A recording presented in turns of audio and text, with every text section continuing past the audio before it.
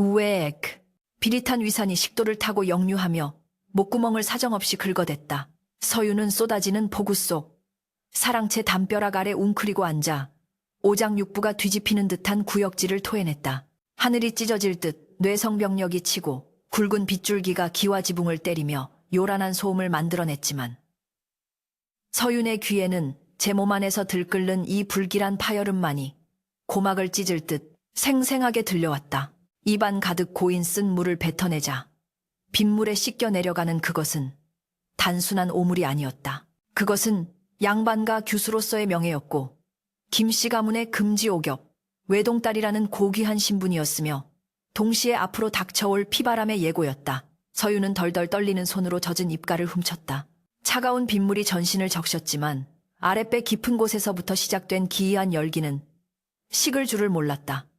달거리가 끊긴 지 2달. 처음에는 그저 더위 먹은 탓이라 여겼다. 하지만 오늘 아침 밥상을 받자마자 솟구친 이 역겨움은 더 이상 부정할 수 없는 진실을 말하고 있었다. 회임 와이린이었다. 담장 너머 사랑채에서는 빗소리에 섞여 중후한 사내들의 웃음소리가 간간히 흘러나왔다. 허허 대감, 따님을 제게 주신다면 이번에 공석이 된 호조판서 자리는 대감의 것이나 진배 없습니다. 그 목소리의 주인은 칠순을 바라보는 최대감이었다. 늙은 호색한으로 소문난 그가 자신의 권력을 미끼로 서윤을 후처로 요구하고 있는 것이었다. 그리고 그의 화답하는 서윤의 아버지 김대감의 목소리는 비굴하면서도 탐욕스러웠다. 아묘, 아묘. 제 여식은 비록 어리지만 가문의 법도를 잘 알고 정숙하니 대감의 말년을 평안히 모실 것입니다. 서윤은 치밀어 오르는 분노와 공포에 입술을 깨물었다. 아비는 딸을 권력의 제물로 팔아넘기고 있었다. 하지만 더 끔찍한 것은 그 정숙한 딸의 뱃속에 천한 노비의 씨앗이 자라고 있다는 사실이었다. 서윤은 젖은 치맛자락을 움켜쥐고 비틀거리며 일어섰다. 번쩍하고 번개가 치자 마당 한 구석에 있는 마국간이 환하게 비쳤다. 빗속에서도 마국간, 특유의 지푸라기 냄새와 말똥 냄새가 섞여 날아왔다. 남들은 코를 막고 피해가는 그 냄새가 서윤에게는 세상 유일한 안식처의 향기였다. 그곳에 그가 있었다. 돌석돌석. 이름처럼 투박하고 천한 마구간지기. 하지만 서윤이 남몰래 눈물 흘릴 때 말없이 다가와 거친 손으로 눈물을 닦아주던 사내. 양반 사내들이 시와 서책을 논하며 기생집을 드나들 때 묵묵히 말을 빗질하며 서윤에게 들꽃 한 송이를 건네던 순박한 사내. 서윤은 홀린 듯 마국간으로 발걸음을 옮겼다. 빗물이 눈을 가려 앞이 잘 보이지 않았지만 발은 이미 그 길을 기억하고 있었다. 마국간 문을 열고 들어서자 훅 하고 끼쳐오는 따뜻한 온기가 차가운 몸을 감쌌다. 말들은 천둥 소리에 놀라 불안하게 발을 구르고 있었다. 그리고 그 말들을 달래고 있던 건장한 등판이 보였다. 쉬, 괜찮다. 천둥일 뿐이야. 낮고 굵은 목소리. 서윤은 그 목소리를 듣자마자 다리에 힘이 풀려 주저앉고 말았다. 인기척을 느낀 돌석이 꿰ම් 뒤를 돌아보았다. 빗물에 흠뻑 젖어 사시나무 떨듯 떨고 있는 서윤을 발견한 그의 눈이 커졌다. 아, 아기씨. 돌석은 들고 있던 여물통을 내던지고 달려왔다. 이 비를 다 맞고 어찌, 대체 무슨 일입니까? 그는 서윤의 어깨를 감싸 안았다. 그의 몸에서 나는 땀 냄새와 흙 냄새가 서윤의 코끝을 자극했다. 평소라면 안도감을 주었을 그 냄새가 지금은 뱃속의 아이를 상기시키는 죄책감의 냄새로 변해 있었다. 돌석아. 서윤의 목소리는 빗소리에 묻혀 들릴 듯 말 듯했다. 하지만 돌석은 그 미세한 떨림을 놓치지 않았다. 그는 거친 손으로 서윤의 차가운 뺨을 감쌌다. 누가 아기씨를 울렸습니까? 대감마님입니까? 아니면? 돌석의 눈에 서린 걱정은 깊고도 진실했다. 천안신분 주제에 감히 주인의 딸을 마음에 품은 죄, 그리고 주인의 딸이 그 마음을 받아준 죄, 그 죄의 대가가 이렇게나 가혹할 줄은 몰랐다. 서윤은 돌석의 가슴에 얼굴을 묻었다. 그의 심장 박동 소리가 들려왔다. 쿵쿵쿵. 자신의 뱃속에서도 또 하나의 심장이 이렇게 뛰고 있을까? 서윤은 돌석의 옷자락을 꽉 쥐었다. 나, 아이를 가졌다. 짧은 침묵이 흘렀다. 밖에서는 우르릉 쾅 천둥이 지붕을 때려 부술듯 포효했다. 돌석의 몸이 석상처럼 굳어버렸다. 그는 믿을 수 없다는 듯 서윤을 떼어내어 눈을 맞췄다. 그게 무슨 말씀이십니까, 아이라니요. 서유는 젖은 눈으로 그를 올려다보았다. 거짓이기를 바라는, 아니 제발 꿈이기를 바라는 그의 눈동자가 흔들리고 있었다. 내 아이다 돌석아, 우리 아이다. 서윤의 확언에 돌석은 털썩 무릎을 꿇었다. 그의 얼굴은 공포로 하얗게 질려 있었다. 양반가 규수와 노비의 통정 통징, 그것은 발각되는 즉시 참수형에 처해질 중죄였다. 아니, 죽음보다 더한 모욕과 고통이 그들을 기다리고 있을 것이었다. 김대감의 성정을 아는 돌석은 본능적으로 죽음의 그림자가 목덜미를 스치고 지나가는 것을 느꼈다. 죽을 것입니다. 돌석이 덜덜 떨며 중얼거렸다. 아기씨도 저도 그리고 그 아이도 대감마님께서 아시면 우리를 산채로 찢어 죽이실 겁니다. 사내 대장부 같던 돌석이 아이처럼 공포에 질려 있었다. 서유는 그런 그를 보며 가슴이 미어지는 듯했다. 하지만 동시에 기이한 오기가 뱃속에서부터 꿈틀거렸다. 사랑채에서 들려오던 아비의 목소리가 귓가에 맴돌았다. 호조 판서 자리는 제 것입니다. 아비에게 자신은 권력을 위한 도구일 뿐이었다. 어차피 팔려갈 운명, 어차피 죽은 듯이 살아야 할 운명이라면 차라리 내가 선택한 길에서 죽는 것이 낫지 않은가. 서유는 떨리는 손을 뻗어 돌석의 뺨을 때렸다. 짝날카로운 마찰음이 마구간을 울렸다. 돌석이 멍한 표정으로 서윤을 바라보았다. 서윤의 눈빛은 방금 전까지 울던 여인의 것이 아니었다. 폭풍우보다 더 매섭고 번개보다 더 서늘한 도끼가 서려 있었다. 정신 차려라. 네가 그러고도 사내냐. 내 뱃속에 네 핏줄이 숨쉬고 있다. 아비라는 자가 아이를 지킬 생각은 않고 죽는 타령이나 하고 있느냐. 서윤의 일갈의 돌석의 눈동자에 초점이 돌아왔다. 서윤은 돌석의 멱살을 잡고 일으켜 세웠다. 잘 듣거라. 나는 죽지 않는다. 늙은 남봉꾼의 놀이개로 팔려가느니 차라리 혀를 깨물고 죽겠다 생각했다. 허나 이제는 아니다. 이 아이가 나를 살렸다. 나는 살 것이다. 무슨 짓을 해서라도 이 아이와 너를 살려서 이 지옥 같은 집구석을 나갈 것이다. 그때였다. 걔 누구냐? 마구간 밖에서 날카로운 외침이 들려왔다. 순찰을 돌던 하인들이었다. 불빛이 마구간 쪽으로 다가오고 있었다. 돌석이 황급히 서윤을 등 뒤로 숨기며 쇠스랑을 집어들었다. 긴장감이 팽팽하게 당겨졌다. 만약 지금 들킨다면 모든 것이 끝이었다. 서윤은 숨을 죽이고 마구간 구석의 건초더미 뒤로 몸을 숨겼다. 문이 벌컥 열리고 횃불을 든 십장이 안을 들이닥쳤다. 돌석이냐? 이 밤중에 불도 안 켜고 웬 소란이야? 십장의 의심스런 눈초리가 돌석을 훑었다. 돌석은 애써 태어난 척 쇠스랑으로 바닥을 긁으며 말했다. 아, 십장 어르신. 천둥 소리에 놀란 놈이 날뛰어서 진정시키던 중이었습니다. 돌석의 목소리는 평소처럼 퉁명스러웠지만 등 뒤에서는 식은땀이 비오듯 흐르고 있었다. 십장은 킁킁거리며 냄새를 맡았다. 웬 분냄새가 나는 것 같은데 서윤의 심장이 땜을 듯했다. 그녀가 쓰는 연지 냄새였다. 십장이 횃불을 들어 건초 더미 쪽을 비추려 했다. 그 순간 돌석이 기지를 발휘해 옆에 있던 말이 발로 차도록 유도했다. 히히잉 말이 뒷발질을 하며 십장을 위협했다. 의학이 미친 짐승놈이. 십장이 기겁하며 뒤로 물러났다. 돌석이 짐짓 화를 내며 소리쳤다. 그러게. 가까이 오지 마시라니까요. 이놈이 오늘따라 예민합니다. 십장은 투덜거리며 침을 뱉었다. 에이, 재수없어. 문단속 잘해라. 오늘 대감마님 기분이 좋으시면서도 예민하시니 말 한마리라도 잘못되면 내 놈 목이 달아날 줄 알아. 하인들이 멀어지자 서윤과 돌석은 그제야 참고 있던 숨을 토해냈다. 서윤은 다리가 풀려 건초 더미 위에 주저앉았다. 살았다. 하지만 이것은 잠시의 유예일 뿐이었다. 날이 밝으면 아비는 최대감과의 혼사를 밀어붙일 것이고 자신의 배는 하루가 다르게 불러올 것이다. 시간이 없었다. 서윤은 어둠 속에서 번뜩이는 돌석의 눈을 바라보았다. 돌석아, 예 아기씨, 오늘 밤은 아무 일도 없었던 것이다. 너와 나는 만나지 않은 것이다. 내일 날이 밝으면 나는 평소처럼 아버님께 문안을 드릴 것이다. 서윤의 말에 돌석이 의아한 표정을 지었다. 하오나 아기씨, 혼담은 어찌하시렵니까? 서윤은 마구간 문틈으로 보이는 사랑채의 불빛을 노려보았다. 저 불빛 아래서 자신의 운명을 흥정하고 있는 아비와 늙은 최대감. 그들의 탐욕스러운 얼굴이 떠올랐다. 혼담은 진행될 것이다. 아니, 내가 그리 만들 것이다. 서윤의 입가에 서늘한 미소가 걸렸다. 그것은 양반집 규수의 미소가 아니었다. 생존을 위해 칼을 든 암사자의 미소였다. 적을 속이려면 가장 가까이 다가가야 하는 법.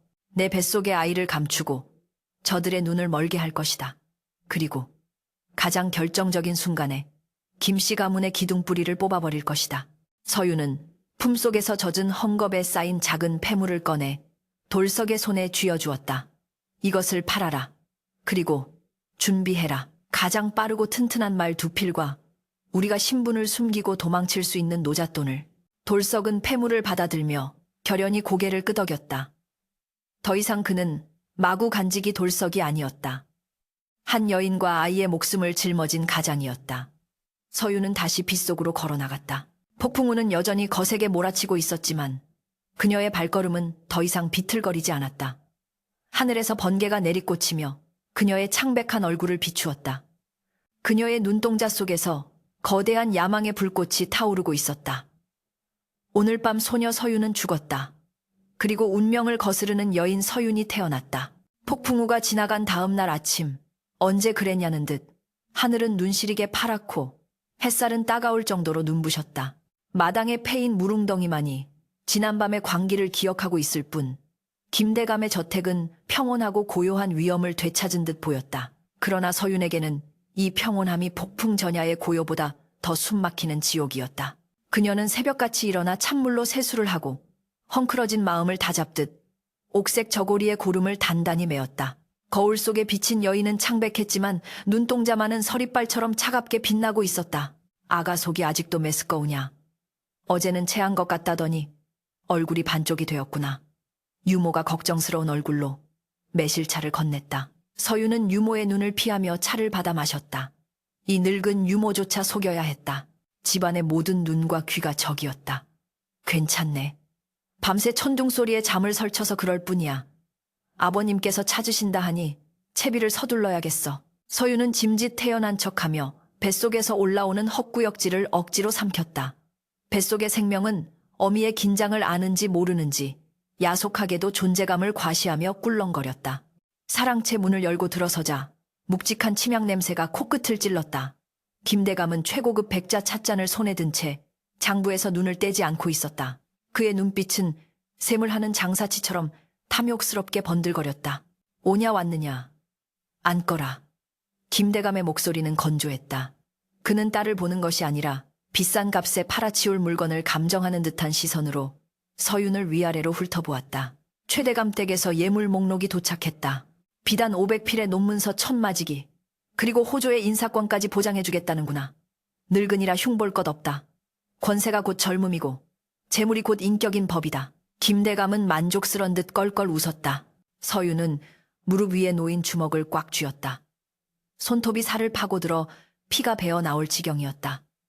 아비에게 딸은 그저 권력이라는 사다리를 오르기 위한 발판에 불과했다. 하오나 아버님 최대감은 이미 철을 셋이나 잃고 첩실들마저 흉하게 내치기로 소문난 분이 아닙니까? 서윤이 떨리는 목소리로 운을 떼었다. 이것은 연기였다. 순종적인 딸이 부리는 마지막 투정처럼 보여야 했다. 김대감의 표정이 순식간에 싸늘하게 굳었다. 찻잔을 내려놓는 소리가 탁하고 방안을 울렸다. 네가 감히 아비의 결정에 토를 다는 것이냐. 가문의 영광을 위해 내 한 몸 희생하는 것이 그리도 억울하더냐. 요즘 계집들이 서책 귀퉁이나 좀 읽었다고 기고만장해지더니 너도 필시 헛바람이 든 게로구나. 김대감의 호통에 서윤은 바닥에 납작 엎드렸다. 아니옵니다. 아버님, 죽여주시옵소서. 그저 가문을 떠나야 하는 서운함에 철없는 소리를 했습니다. 서윤은 바닥에 이마를 대고 숨을 죽였다. 바닥에서 올라오는 냉기가 뱃속의 아이에게 닿을까 두려웠다. 김대감은 혀를 차며 말했다. 꽤 말면 되었다. 다음 달 근유입니다. 그때까지 몸가짐 조심하고 바깥 출입은 삼가라. 행여나 잡스런 소문이라도 나면 우리 가문은 끝장인 줄 알거라. 잡스런 소문. 그 말에 서윤의 심장이 덜컥 내려앉았다. 아비는 이미 무언가 눈치채고 있는 것일까? 아니면 단순한 경고일까? 서유는 물러나오면서 등 뒤에 꽂히는 아비의 시선이 비수처럼 느껴졌다. 한편 부엌과 빨래터에서는 은밀한 속삭임이 독버섯처럼 피어오르고 있었다. 예, 너도 봤니? 아기씨가 요즘 통식사를 못하시고 신 것을 찾으신다더라. 어머, 혹시. 아니겠지. 혼인도 안 한 규수가. 쉿, 목소리 낮춰. 그리고 저기 마구 간 돌석이 놈 말이야. 요즘 넋 나간 사람처럼 굴더니 어제는 밤중에 아기씨가 마구간 쪽에서 나오는 걸 봤다는 사람이 있어. 하녀들의 수군거림은 바람을 타고 담장을 넘고 문지방을 넘어 결국 사랑채의 은밀한 밀실까지 스며들었다. 김대감의 신복인 집사 박씨가 조심스레 입을 열었다. 대감마님 집안 분위기가 심상치 않습니다. 아기씨와 그 천한 마구간지기 놈 사이에 해괴한 소문이 돌고 있습니다. 박씨의 보고를 받은 김대감의 얼굴이 흑빛으로 변했다가 이내 불그락푸르락해졌다. 그는 손에 들고 있던 벼루를 집어 던졌다. 이런 천하의 상놈들이 감히 어디다 대고 주둥아리를 놀려. 벼루가 깨지며 검은 먹물이 바닥에 낭자하게 흩뿌려졌다. 그것은 마치 앞으로 흘려질 피를 예고하는 듯했다. 김대감은 부들부들 떨며 일어섰다. 최대감과의 혼사가 코앞이었다. 만약 서윤이 부정을 저질렀다는 소문이 아니 그 실체가 최대감의 귀에 들어간다면 호조판서 자리는커녕 김씨 가문은 사기 결혼을 주모한 죄로 멸문지화를 면치 못할 것이었다. 김대감의 눈에 살기가 번뜩였다. 박집사 당장 그놈을 잡아들여라. 아니 잡을 것도 없다. 쥐도 새도 모르게 처리해. 김대감의 목소리는 낮고 차가웠다. 박집사가 주저하며 물었다. 돌석이 놈 말입니까? 하오나 갑자기 하인이 사라지면 관아에서 의심할 수도 있습니다. 김대감은 코웃음을 쳤다. 천한 노비놈 하나 죽어나가는 게 대수냐. 병으로 죽었다고 하든 도망쳤다 하든 둘러대면 그만이다. 오늘 밤이다. 놈을 뒷산으로 끌고 가서 묻어버려라. 그리고 아기씨의 몸 상태도 은밀히 알아보거라. 만약 회임이라도 한 것이라면. 김대감은 말을 잇지 못하고 주먹으로 책상을 내리쳤다. 그때는 의원을 불러 낙태를 시키고 아기씨도 멀리 요양을 보낼 것이다. 서유는 안채 건넌방에서 바느질을 하고 있었지만 온 신경은 사랑채 쪽을 향해 곤두서 있었다. 집안의 공기가 달라졌다. 하인들이 눈을 마주치지 않고 슬금슬금 피하고 마당을 오가는 박집사의 발걸음이 유난히 빨랐다. 불길한 예감이 등골을 타고 올랐다. 서유는 답답함을 핑계로 후원으로 나갔다. 담장 너머로 박집사와 험상님께 생긴 사내들이 소곤거리는 소리가 들려왔다. 오늘 밤 자시즈 주네. 놈이 잠들면 멍석마리를 해서 지게에 지고 가게. 뒷산 으슥한 곳에 구덩이를 파놓았으니. 예, 알겠습니다. 비명 한 번 못 지르게 아주 깔끔하게 처리하겠습니다. 서유는 입을 틀어막고 주저앉을 뻔했다. 돌석이었다. 아비가 돌석을 죽이려 하고 있었다. 소문을 잠재우기 위해 자신의 출세길에 방해가 되는 오점을 지우기 위해 죄 없는 사내의 목숨을 파리 목숨처럼 끊어내려 하는 것이었다. 다리가 후들거려 걸을 수가 없었다. 눈앞이 캄캄해졌다. 당장 달려가서 돌석에게 도망치라고 해야 했다. 하지만 어떻게 안채 문에는 감시가 붙어 있었고 마국간 근처에는 이미 사내들이 어슬렁거리고 있었다. 지금 움직이면 자신도 돌석도 모두 죽은 목숨이었다. 서유는 입술을 깨물어 피를 냈다. 고통으로 정신을 차려야 했다. 울고 있을 시간이 없었다. 생각해라 서유나. 아버님은 돌석이만 죽이면 모든 게 해결될 거라 믿고 있다. 내가 모른 척하고 있으면 돌석이는 오늘 밤 차가운 흙 속에 묻힐 것이다. 서윤의 눈에 도끼가 서렸다. 사랑이라는 낭만은 사치였다. 이제는 전쟁이었다. 아비라는 이름의 괴물과 가문이라는 이름의 감옥을 상대로 한 전쟁. 서윤은 방으로 돌아와 장롱 깊숙한 곳을 뒤졌다. 어릴 적 돌아가신 어머니가 남겨주신 은장도가 손에 잡혔다. 서늘한 칼날이 뱃속의 아이를 지키려는 어미의 살기, 사치와 만나 공명하는 듯했다. 하지만 칼 한 자루로는 부족했다. 아비의 권력에 맞서려면 더 큰 무기가 필요했다. 그녀는 아비의 습관을 떠올렸다. 김대감은 의심이 많아 중요한 문서는 절대 남의 손에 맡기지 않았다. 사랑채 안쪽 병풍 뒤에 숨겨진 비밀 벽장. 어릴 적 숨바꼭질하다가 우연히 보았던 그곳. 그곳에 아비의 약점이 있을 것이었다. 서유는 해가 지기를 기다렸다. 시간이 야속하게도 빠르게 흘러갔다. 마당에 땅거미가 내려앉자 집안은 쥐죽은 듯 고요해졌지만 그 정적 속에는 살인자들의 숨소리가 숨어 있었다. 밤이 깊었다. 박 집사와 사내들이 마구간 쪽으로 움직이는 기척이 느껴졌다. 지금이었다. 서유는 검은 장옷을 뒤집어 쓰고 방을 나섰다. 아기씨, 어디 가십니까? 문 앞을 지키던 어린 여종이 놀라서 물었다. 서유는 품에서 금가락지를 꺼내 여종의 손에 쥐어주었다. 배가 너무 아파서 약을 다리러 부엌에 가는 길이다. 아무에게도 말하지 말거라. 만약 누가 묻거든 내가 방에서 자고 있다고 하라. 알겠느냐? 여종은 금가락지를 보고 눈이 휘둥그레져 고개를 끄덕였다. 서유는 그림자처럼 몸을 숨기며 사랑채로 향했다. 김대감은 술에 취해 기생집에 갔거나 아니면 돌석의 처리를 기다리며 방 안에 있을 터였다. 다행히 사랑채 불은 꺼져 있었다. 김대감도 돌석의 죽음을 직접 목격하고 싶지는 않았던 모양인지 아니면 알리바이를 위해 외출한 것인지 방은 비어 있었다. 서유는 떨리는 손으로 방문을 열고 들어갔다. 익숙한 침향 냄새가 역겹게 느껴졌다. 그녀는 병풍 뒤로 돌아가 벽을 더듬었다. 미세한 틈이 만져졌다. 힘을 주어 누르자 달그락 소리와 함께 작은 문이 열렸다. 그 안에는 먼지 쌓인 서책들과 두루마리들이 가득했다. 서유는 촛불을 켜서 그것들을 하나하나 살폈다. 땅 문서, 노비 문서, 뇌물 장부, 온통 탐욕의 증거들이었다. 하지만 이것만으로는 부족했다. 김대감을 단번에 무너뜨릴, 그래서 감히 자신과 돌석을 쫓지 못하게 만들 치명적인 무언가가 필요했다. 그때 가장 안쪽 구석에 붉은 비단으로 쌓인 낡은 상자가 눈에 들어왔다. 상자를 열자 붉은 가죽으로 덮인 얇은 책자가 나왔다. 책자를 펼친 서윤의 눈이 경악으로 커졌다. 그곳에는 낯익은 이름들이 적혀 있었는데 단순한 뇌물 장부가 아니었다. 모월 모일 함경도 관찰사에게 군자금 전달, 모월 모일 우의정 대감과 거사 네스, 논해. 그것은 영모의 기록이었다. 김대감이 현 조정에 불만을 품은 세력과 결탁하여 세자를 폐위하고 새로운 왕을 추대하려는 반역의 증거였던 것이다. 손이 부들부들 떨렸다. 이 장부 하나면 김씨 가문은 삼족이 멸해질 것이었다. 서유는 입을 틀어막았다. 아비가 매정하고 탐욕스러운 줄은 알았지만 이토록 위험한 불장난을 하고 있을 줄은 몰랐다. 이것은 저주이자 동시에 유일한 동아줄이었다. 이것이다. 이것이면 우리를 살릴 수 있어. 서유는 붉은 장부를 품에 넣었다. 그때 밖에서 다급한 발소리가 들려왔다. 대감마님, 큰일 났습니다, 놈이. 돌석이 놈이 사라졌습니다. 박 집사의 목소리였다. 서윤의 심장이 쿵 하고 내려앉았다. 돌석이 사라졌다니 이미 눈치를 채고 도망친 것인가? 아니면 이미 당에서 시체가 사라진 것인가? 이어지는 김대감의 고함 소리가 들렸다. 뭐라?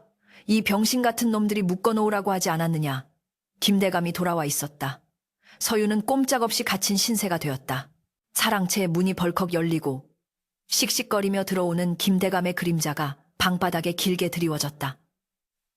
서유는 숨을 멈추고 벽장 속에 몸을 구겨 넣었다. 당장 횃불을 밝혀라.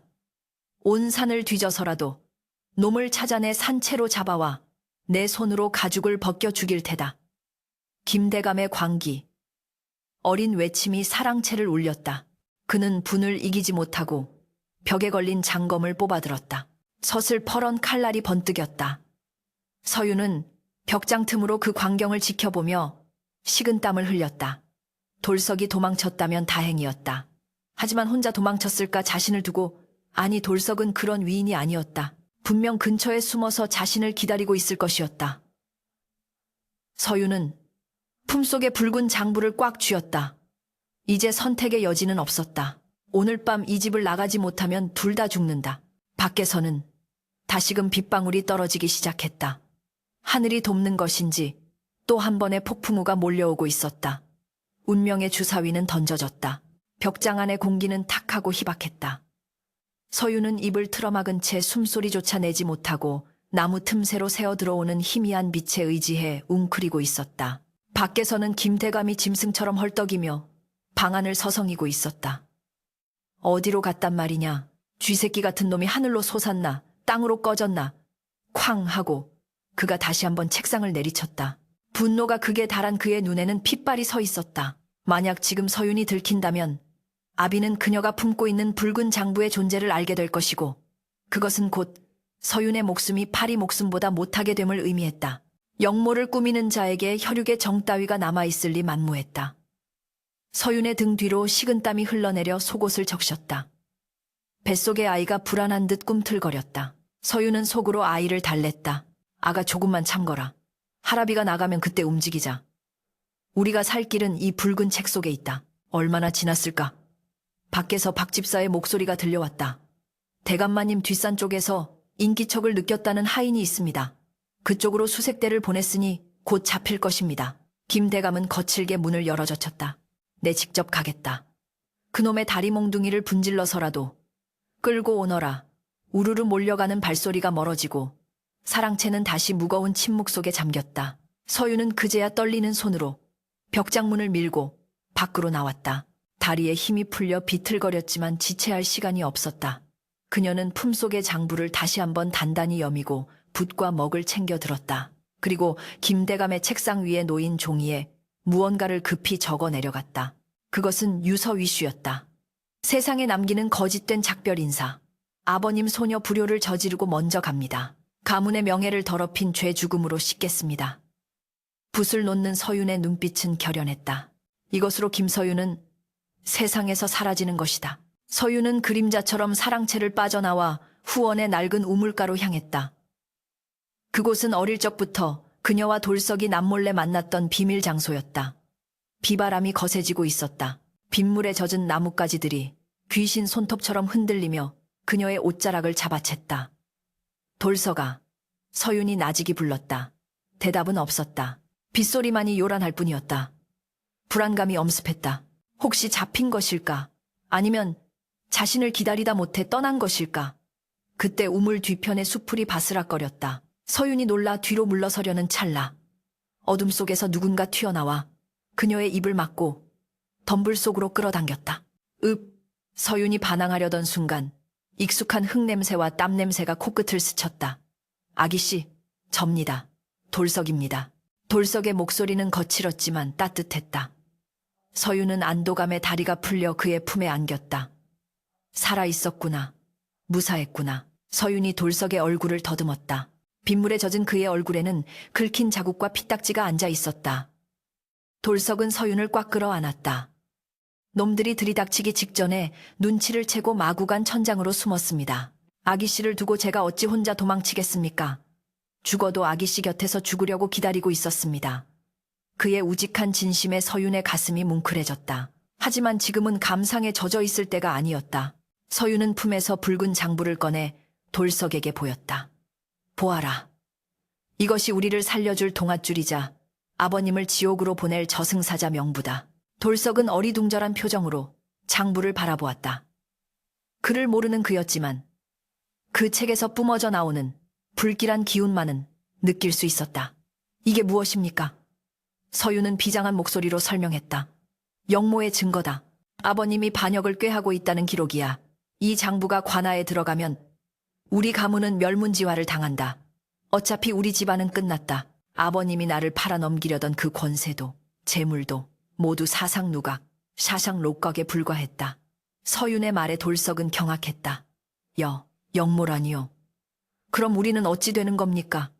서윤은 돌석의 손을 잡았다. 그녀의 손은 얼음장처럼 차가웠지만 그 안에 담긴 힘은 강했다. 우리는 죽어야 산다. 죽다니요. 돌석이 되물었다. 서윤은 번뜩이는 눈으로 어둠 속의 저택을 노려보았다. 으리으리한 기와집 곳곳에 밝혀진 횃불, 그리고 탐욕으로 얼룩진 그 모든 것이 역겨웠다. 도망쳐봐야 추노꾼에게 쫓길 뿐이다. 세상 어디를 가도 양반집 규수와 노비가 숨을 곳은 없다. 그러니 우리는 오늘 밤 여기서 죽은 것으로 위장할 것이다. 화마 호모가 모든 것을 삼키고 나면 제가 된 시신이 누구인지 아무도 모를 테니까. 서윤의 계획은 대담하고 치밀했다. 집에 불을 지르고 미리 구해둔 무연고 시신 2구를 방 안에 넣어둔 뒤 혼란을 틈타 도망치는 것. 그것만이 유일한 살 길이었다. 돌석은 침을 꿀꺽 삼켰다. 미친 짓이었다. 하지만 서윤의 눈을 보는 순간 그는 깨달았다. 이 여인은 이미 모든 각오를 마쳤다는 것을. 그리고 자신은 이 여인을 위해 기꺼이 공범자가 될 준비가 되어 있다는 것을. 알겠습니다. 아기 씨, 뜻대로 하겠습니다. 제가 무엇을 하면 됩니까? 돌석의 대답에 서유는 고개를 끄덕였다. 먼저 곳간으로 가자. 아버님이 숨겨둔 비자금이 있다. 도망치려면 돈이 필요해. 그리고 기름이다. 집안 곳곳에 기름을 뿌려야 한다. 비가 오고 있으니 불길이 쉽게 번지지 않을 게다. 아주 맹렬하게 타올라야 해. 두 사람은 빗속을 뚫고 움직이기 시작했다. 서유는 마치 이 집안에 원한이 맺힌 귀신처럼 보였다. 그녀는 더 이상 가문의 딸이 아니었다. 그녀는 복수자이자 자신의 운명을 개척하는 혁명가였다. 곳간 문은 자물쇠로 굳게 잠겨 있었지만 돌석의 괴력 앞에서는 무용지물이었다. 그가 돌을 들어 자물쇠를 내리치자 쩡 하는 소리와 함께 문이 열렸다. 안에는 쌀가마니와 비단, 그리고 구석에 놓인 묵직한 괴짝들이 있었다. 서유는 괴짝을 열었다. 은화와 금괴가 가득했다. 백성들의 고혈을 짜내고 영모를 위해 모아둔 더러운 돈이었다. 챙겨라. 우리가 가져가는 것은 도둑질이 아니라 억울한 사람들의 몫을 되찾는 것이다. 돌석은 자루에 금괴와 은화를 쓸어 담았다. 묵직한 무게가 어깨를 짓눌렀지만 그것은 미래를 위한 희망의 무게이기도 했다. 서유는 곳간 한쪽에 쌓여있던 등유 항아리를 집어들었다. 그녀는 사랑채, 뒤편과 행랑채, 그리고 자신의 방 주변에 기름을 들이부었다. 매캐한 기름 냄새가 비냄새와 섞여 진동했다. 뇌우는 점점 더 격렬해지고 있었다. 하늘이 그들의 계획을 돕는 듯 천둥 소리가 하인들의 발소리를 덮어주었고 쏟아지는 비는 그들의 흔적을 지워주고 있었다. 서유는 자신의 방으로 돌아가 미리 준비해 두었던 의원에게서 몰래 구해온 시신 두 구를 방 안에 배치했다. 병으로 죽은 거린들이었다. 그녀는 자신의 옷과 돌석의 옷을 그들에게 입혔다. 그리고 책상 위에 써두었던 유서를 눈에 잘 띄는 곳에 놓았다. 모든 준비는 끝났다. 이제 불을 붙이기만 하면 된다. 하지만 서윤의 손이 미세하게 떨렸다. 자신이 태어나고 자란 집이었다. 비록 고통과 억압의 장소였지만 어머니와의 추억이 깃든 곳이기도 했다. 그때 멀리서 김대감의 고함 소리가 들려왔다. 못 찾았다고 이 쓸모없는 놈들 썩. 당장 다시 나가. 아비는 돌아왔다. 그리고 여전히 살기에 차 있었다. 그 목소리를 듣는 순간 서윤의 마음속에 남아있던 마지막 미련조차 깨끗이 사라졌다. 저곳은 집이 아니다. 지옥이다. 그녀는 부싯돌을 꺼내 들었다.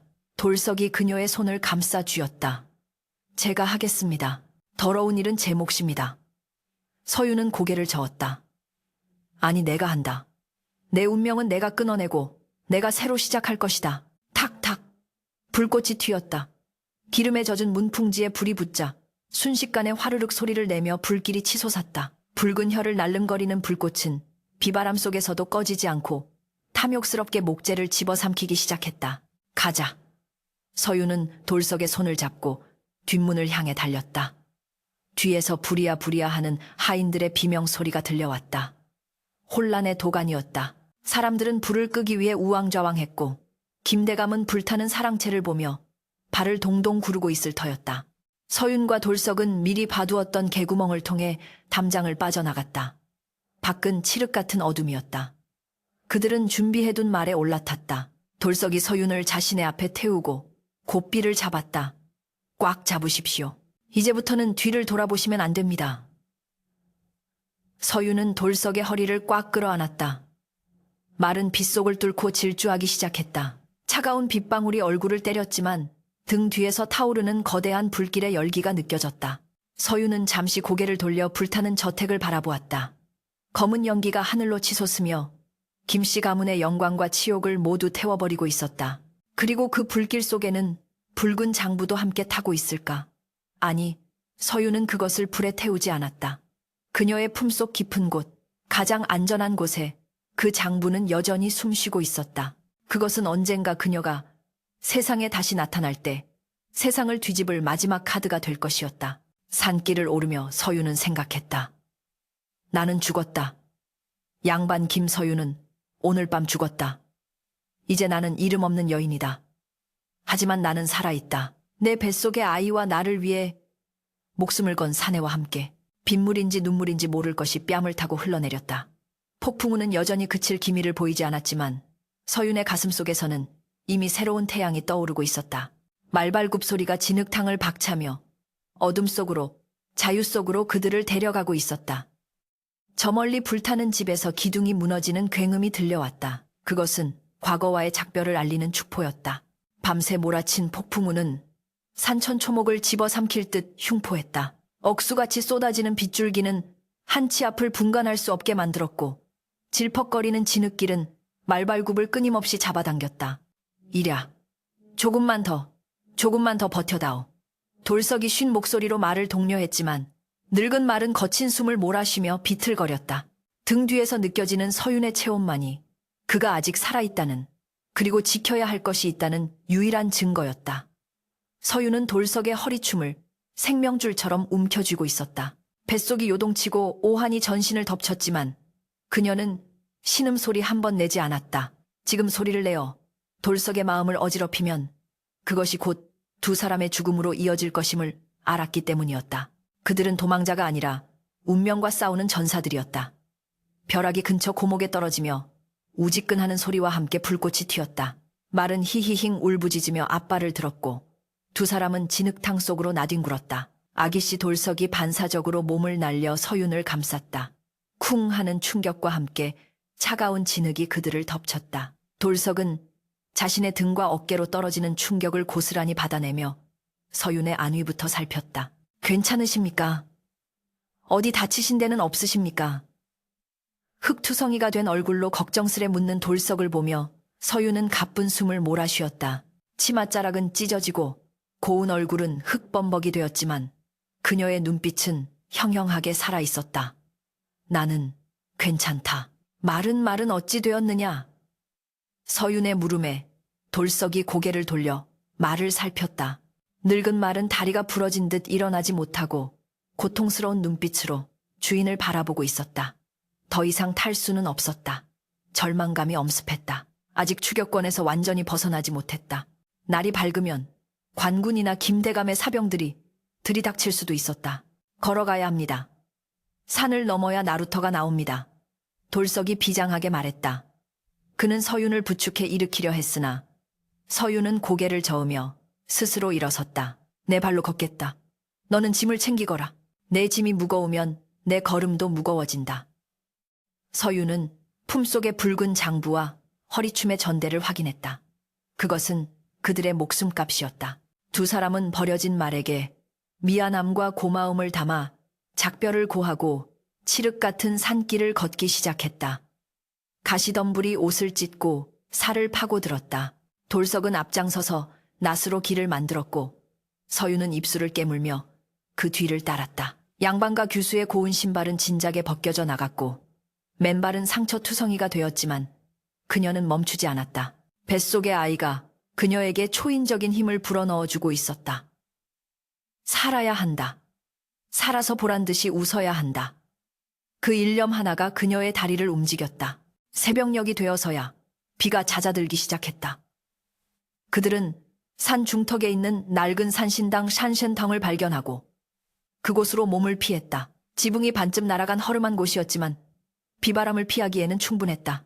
돌석은 젖은 옷을 짜내고 주변에서 마른 나뭇가지를 모아 불을 피웠다. 타닥타닥 타오르는 불꽃이 얼어붙은 몸을 녹여주었다. 서윤은 불카 앞에 앉아 젖은 머리카락을 말렸다. 불빛에 비친 그녀의 모습은 더 이상 고고한 아기씨가 아니었다. 헝클어진 머리, 찢어진 옷, 상처 입은 발, 영락없는 유랑민의 몰골이었다. 하지만 돌석의 눈에 그녀는 그 어느 때보다 아름답고 위대해 보였다. 돌석은 조심스레 다가와 서윤의 발을 자신의 무릎 위에 올렸다. 송구합니다. 잠시만 참으십시오. 그는 품에서 찢어낸 옷감을 꺼내 서윤의 발에 난 상처를 감싸주었다. 투박한 손길이었지만 그 안에 담긴 정성은 비단보다 부드러웠다. 서윤은 묵묵히 돌석을 내려다보았다. 돌석아. 예, 아기씨. 이제 아기씨라 부르지 마라.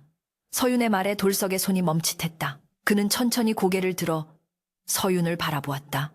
김서윤은 어젯밤 불타는 집에서 죽었다. 여기 있는 나는 그저 너의 지엄이일 뿐이다. 그러니 말을 놓거라. 이름을 부르거라. 서윤의 단호한 눈빛에 돌석은 목이 메어왔다. 평생을 올려다만 보았던 하늘 같은 존재가 스스로 땅으로 내려와 자신과 눈을 맞추고 있었다.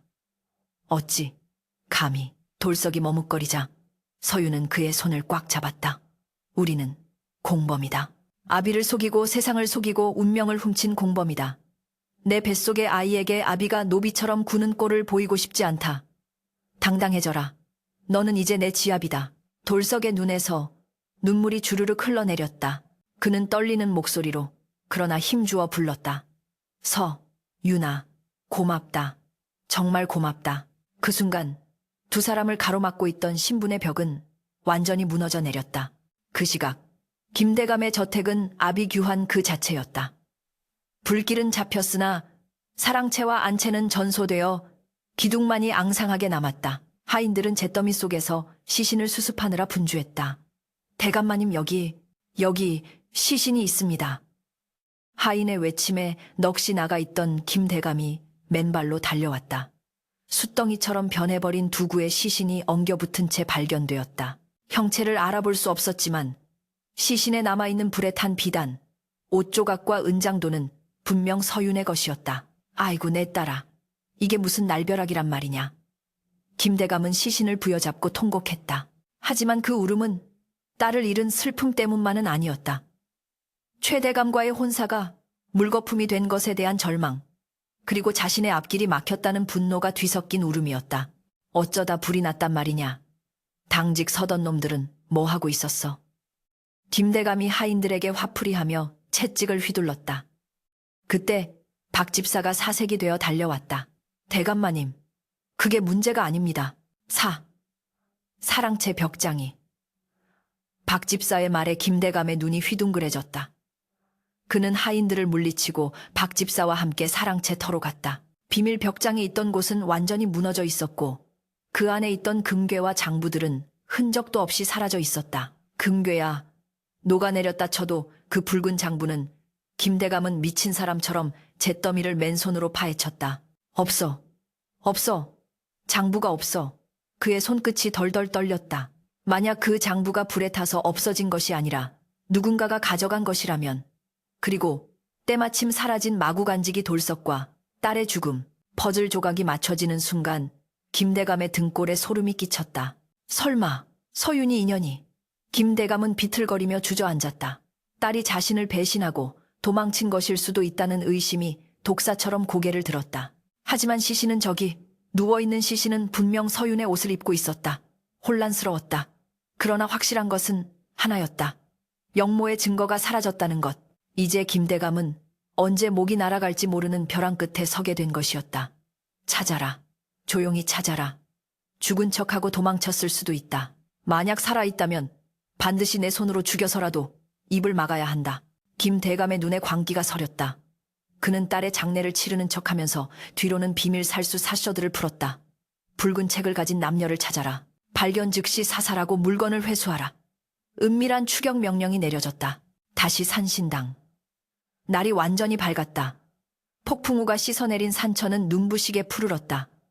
서윤과 돌석은 누더기가 된 옷을 추스르고 다시 길을 떠났다. 그들의 목적지는 서해의 작은 포구, 월고지였다. 그곳은 뱃사람들과 장사치들이 드나드는 곳이라 신분을 숨기기 좋고 무엇보다 김대감의 영향력이 미치지 않는 곳이었다. 산을 내려와 마을 어귀에 도착했을 때 그들의 행색은 영락없는 피난민이었다. 주막에서 국밥 한 그릇을 시켜 나누어 먹으며 그들은 사람들의 이야기에 귀를 기울였다. 들었나 김대감 댁이 홀랑 다 탔다더군. 그 콧대 높은 아기씨도 불에 타 죽었다지 뭡니까. 춘춘 역시 남의 눈에 피눈물 내면 벌 받는 법이야. 그 집안도 이제 끝물인가 보네. 사람들의 수군거림을 들으며 서윤은 국물을 삼켰다. 자신의 부고 후거를 듣는 기분은 묘했다. 슬프지도 기쁘지도 않았다. 그저 묵은 허물을 벗어던진 뱀처럼 홀가분할 뿐이었다. 그들은 가지고 온 폐물 중 가장 작은 놀이개 하나를 전당포에 맡기고 엽전을 마련했다. 그리고 시장에서 남루하지만 튼튼한 무명옷을 사입었다. 서윤은 긴 머리를 댕기 없이 질끈 동여매고 얼굴에 숯 검댕을 칠해 고운 피부를 감추었다. 이제부터 나는 연심이다. 너는 만석이라 하거라. 우리는 산사태로 집을 잃고 친척을 찾아가는 부부다. 서윤의 말에 돌석, 아니 만석은 고개를 끄덕였다. 알겠소 연심. 내 당신과 아이는 목숨 걸고 지키리다. 만석의 눈빛은 예전의 순박함 위에 강인함이 덧입혀져 있었다. 그는 이제 누군가의 종이 아니라 한 가족의 가장이었다. 월곶 나루터에 도착했을 때 바다 냄새가 물씬 풍겨왔다. 갈매기들이 끼룩거리며 날아다니고 짐을 싣고 내리는 인부들의 활기찬 고함 소리가 들렸다. 서유는 탁 트인 바다를 보며 깊은 숨을 들이마셨다. 이곳이라면 숨을 수 있을 것이다. 아니, 숨는 것이 아니라 새로 시작할 수 있을 것이다. 하지만 그녀는 방심하지 않았다. 품속의 붉은 장부는 여전히 뜨겁게 그녀의 가슴을 지지며 경고하고 있었다. 아직 끝나지 않았다. 힘을 길러야 한다. 아비가, 그리고 세상이 우리를 다시는 짓밟지 못하도록 누구도 무시할 수 없는 거대한 힘을 가져야 한다. 서유는 만석의 손을 이끌고 포구의 객주 커주를 찾아갔다. 일거리를 찾습니다. 집 나르는 일도 좋고 장부 정리하는 일도 좋습니다. 밥만 먹여주시면 무슨 일이든 하겠습니다. 객주 주인은 행색은 남루하나 눈빛만은 범상치 않은 이 젊은 부부를 흥미롭게 바라보았다. 특히 서윤의 눈에서 뿜어져 나오는 총기와 기백은 예사롭지 않았다. 글을 읽을 줄 아는가? 주인의 물음에 서윤은 또렷하게 대답했다. 읽고 쓸 줄 압니다. 셈도 빠릅니다. 저 사람 힘은 장사라 10사람 몫은 거뜬히 해낼 겁니다. 주인은 껄껄 웃었다. 좋아 배짱이 마음에 드는군. 마침 창고지기가 필요하던 참이었다. 뒷뜰에 빈 방이 하나 있으니 거기서 지내도록 해. 그날 밤 서윤과 만석은 비좁고 눅눅한 단칸방에 누웠다. 비단 이불도 따뜻한 아랫목도 없었지만 두 사람은 서로의 체온에 의지해 그 어느 때보다 깊은 잠을 청했다. 밖에서는 파도 소리가 자장가처럼 들려왔다. 서윤은 잠들기 전 배에 손을 얹고 속삭였다. 아가 보았느냐? 이것이 너의 세상이다. 비록 지금은 바닥에서 시작하지만 어미는 너를 저 넓은 바다를 호령하는 거상주상의 자식으로 키울 것이다. 그녀의 야망은 뱃속의 아이와 함께 무럭무럭 자라나고 있었다. 김서윤은 죽었으나 거상연심의 전설은 이제 막탐을 올리고 있었다. 그러나 어둠 속에서 그들을 노리는 살수들의 그림자가 서서히 폭우로 다가오고 있음을 그들은 아직 알지 못했다. 10년이라는 세월은 강산도 변하게 한다지만 월곶 폭우의 변화는 가히 천지개벽이라 할 만했다. 한때 비린내 나는 작은 어촌에 불과했던 이곳은 이제 서해 물류의 중심지가 되어 전국 각지의 상선들이 드나드는 거대한 상업도시로 변모해 있었다. 그리고 그 중심에는 환주 관주 상단이 있었다. 돌아온 구슬이라는 뜻을 가진 이 상단의 주인은 여자임에도 불구하고 대담한 수완과 칼날 같은 결단력으로 상권을 장악한 대행수 연심이었다. 그녀는 흉년이 들면 곡간을 열어 빈민을 구휼하고 관아의 부당한 세금에는 상인들을 규합해 맞서는 의기 이치를 보여주어 사람들은 그녀를 월곶의 여장군이라 칭송했다. 그녀의 곁에는 언제나 우직한 그림자처럼 그녀를 보필하는 남편 만석이 있었다. 그는 상단의 호위를 총괄하며 연심이 머리로 그린 그림을 몸으로 실현해내는 든든한 버팀목이었다. 어느 늦가을 오후 상단 안채의 집무실에서 연심은 장부를 넘기고 있었다. 고운 비단옷을 입고 단정하게 머리를 올린 그녀의 모습에서는 예전의 앳된 티를 찾아볼 수 없었다. 눈가에는 세월의 흔적이 옅게 내려앉았지만 그 눈빛은 더욱 깊고 그윽해져 범접할 수 없는 위엄을 풍겼다. 그때 만석이 들어와 조심스레 입을 열었다. 대행수 한양에서 손님이 왔소. 몰락한 양반이라는데 며칠 전부터 당신을 꼭 뵙고 싶다며 시금을 전폐하고 기다리고 있소. 연심은 붓을 멈추고 고개를 들었다. 몰락한 양반이 한둘입니까? 돈을 빌리러 온 것이라면 돌려보내세요. 담보 없는 거래는 하지 않는다는 것이 우리 상단의 원칙입니다. 만석의 표정이 어두워졌다. 그게 안색이 하도 파리하고 병색이 짙어 내치려 했으나 품속에서 꺼낸 물건이 심상치 않아 보였소. 만석이 내민 것은 낡은 옥패였다. 연심은 그 옥패를 보자마자 숨을 멈췄다. 그것은 10년 전 자신이 혼례 예물로 받을 뻔했던 김씨 가문의 문장이 새겨진 물건이었다. 드리라 하세요. 연심의 목소리가 미세하게 떨렸다. 만석은 걱정스러운 눈빛으로 그녀를 바라보다가 고개를 끄덕이고 나갔다. 잠시 후 문이 열리고 남루한 행색의 노인이 들어왔다. 갓은 찌그러지고 도포는 헤어졌으며 얼굴은 병들어 검게 죽어 있었다. 하지만 그 탐욕스럽게 번들거리는 눈빛만은 여전했다. 그는 바로 서윤의 아버지 김대감이었다. 10년 전 화재 이후 영모의 증거인 장부가 사라지자 그는 정적들에게 약점을 잡혀 끊임없이 시달렸다. 결국 관직을 삭탈당하고 재산을 몰수당해 도망자 신세로 전락한 것이었다. 김대감은 화려한 방안을 둘러보며 침을 삼켰다. 그의 눈앞에 앉아있는 여인이 자신의 딸인 줄은 꿈에도 모른 채 그저 소문으로만 듣던 거상 연심이라 여길 뿐이었다. 대행수님 뵙게 되어 영광이요. 내 비록 지금은 이 꼴이나 한때는 조정의 요직을 두루 거친 사람이요. 내게 재기를 위한 자금 1,000냥만 빌려주신다면 훗날 관직에 복귀하여 10배 아니 100배로 갚겠소. 김대감은 비굴하게 웃으며 머리를 조아렸다. 연심은 부채로 얼굴을 가린 채 차갑게 물었다. 담보도 없이 1,000냥이라니요. 대개 신용을 무엇으로 증명하시겠습니까?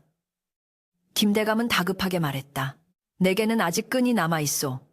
한양의 유력한 대감들과 내통하고 있단 말이오. 그리고 잃어버린 붉은 장부만 찾으면 세상을 뒤집을 수도 있소. 연심의 눈매가 매섭게 굳어졌다. 아직도 그 미련을 버리지 못했단 말인가. 자신의 딸을 죽음으로 몰아넣고도 여전히 권력의 망상에 사로잡혀 있는 아비의 모습에 연심은 혐오감을 느꼈다. 따님이 있었다고 들었습니다. 그 따님은 어찌 되었습니까? 연심의 뜬금없는 질문에 김대감은 멈칫했다. 그는 잠시 눈을 굴리더니 뻔뻔하게 거짓말을 늘어놓았다. 아, 내 금지오겹 외동딸 말이오. 10년 전 화재로 안타깝게 요절했소. 효심이 지극한 아이였지. 아비인 나를 구하려다 불길에 휩싸여 연심은 기가 차서 헛웃음이 나올 지경이었다. 효심 자신을 팔아넘기려 했던 자가 효심을 운운하다니. 그녀는 부채를 천천히 접어내렸다. 그 딸의 이름이 혹시 서윤이 아니었습니까?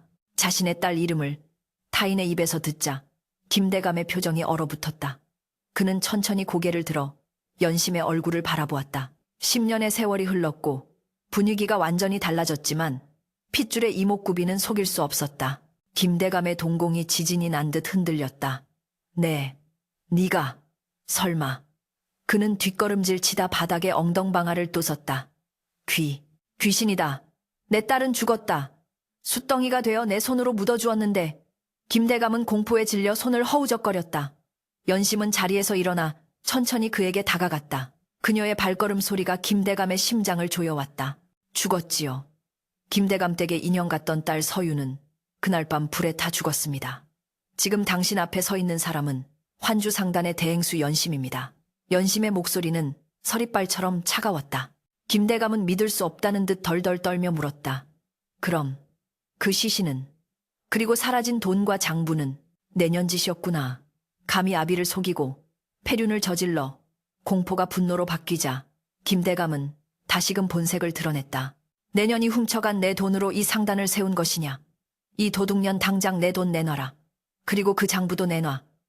그가 연심에게 달려들려 할 때 옆에 있던 만석이 번개같이 움직여 그의 팔을 낚아챘다.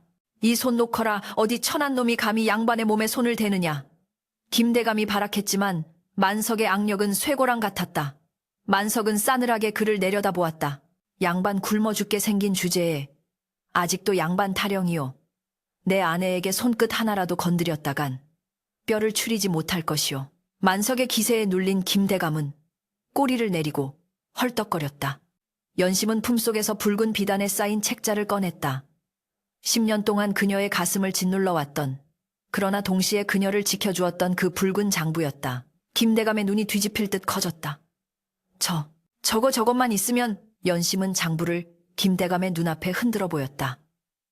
이 장부가 당신에게는 권력으로 가는 사다리였겠지만 내게는 생존을 위한 방패였습니다. 나는 이 장부의 내용을 이용해 탐관오리들의 약점을 잡고 상단을 지켜왔습니다. 하지만 이제는.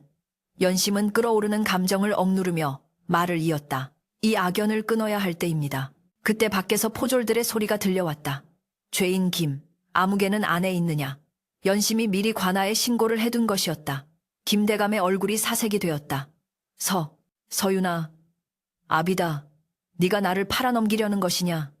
천륜을 어기고도 네가 무사할 것 같으냐? 연심은 싸늘하게 웃었다. 천륜 자식을 권력의 제물로 삼고 죄 없는 사위를 죽이려 했던 당신이 천륜을 말합니까? 나는 당신을 파는 것이 아닙니다. 당신이 지은 죄의 값을 치르게 하는 것입니다. 이것이 세상의 이치이고 당신이 그토록 무시했던 상도의 상더입니다. 방문이 열리고 포졸들이 들이닥쳤다. 그들은 김대감을 포박했다. 김대감은 끌려나가면서도 장부를 향해 손을 뻗으며 절규했다. 안 돼. 내 거야. 내가 어떻게 모은 건데. 이 불효막심한 년 저주할 테다. 그의 비명소리는 상단 마당을 울리다 점차 멀어져 갔다. 연심은 그 뒷모습을 보며 긴 한숨을 토해냈다. 10년 묵은 체증이 내려가는 듯 시원하면서도 한편으로는 가슴 한구석이 뻥 뚫린 듯 허전했다. 괜찮소. 만석이 다가와 그녀의 어깨를 감쌌다. 연심은 만석의 품에 기대어 고개를 끄덕였다. 괜찮습니다. 이제야 비로소 정말로 끝났습니다. 그녀는 손에 들고 있던 붉은 장부를 화로에 던져 넣었다. 활활 타오르는 불꽃이 낡은 종이를 집어삼켰다. 영모의 기록도 가문의 치부도 10년 전 그날 밤처럼 재가 되어 사라지고 있었다. 이제 그녀를 참애던 모든 과거의 사슬이 끊어졌다. 그날 저녁 연심과 만석은 상단 뒤편의 언덕에 올랐다. 그곳에서는 붉게 물든 서해 바다가 한눈에 내려다 보였다. 그들의 곁에는 10살 된 아들 산이가 뛰어놀고 있었다. 산이는 영특하고 건강하게 자라 벌써부터 상단의 일을 돕겠다며 나서는 든든한 아들이었다. 어머니, 아버지, 저기 보세요. 해가 바다로 들어가요. 산이가 손가락으로 가리키며 소리쳤다.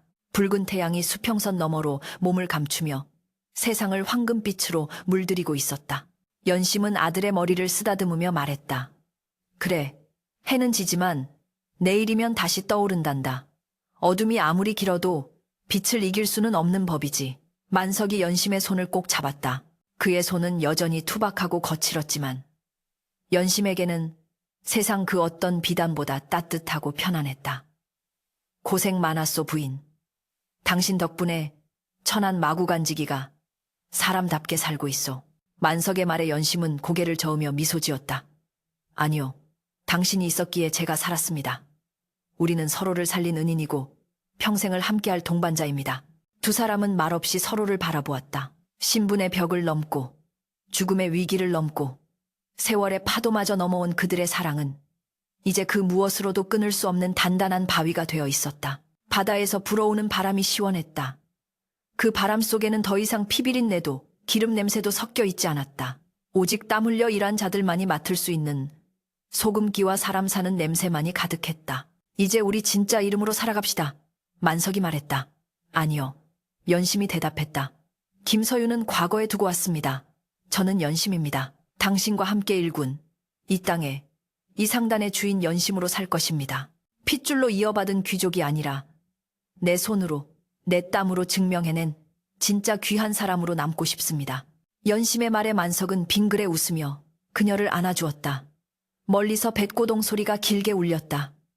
만선을 알리는 소리였다. 그 소리는 마치 연심과 만석의 앞날을 축복하는 팡파르처럼 들렸다. 그들은 이제 안다. 운명은 정해진 것이 아니라 빗속을 뚫고 걸어가는 자의 발끝에서 새로이 길로 만들어진다는 것을. 과거의 잿더미 위에서 피어난 꽃은 그 어떤 꽃보다 붉고 강인했다. 폭풍우 치던 밤, 소녀가 선택한 길은 옳았다. 그리고 그 길은 앞으로도 영원히 이어질 것이었다. 두 사람의 그림자가 석양 속에서 하나로 포개지며 월곶 포구의 밤은 평화롭고 찬란하게 깊어갔다.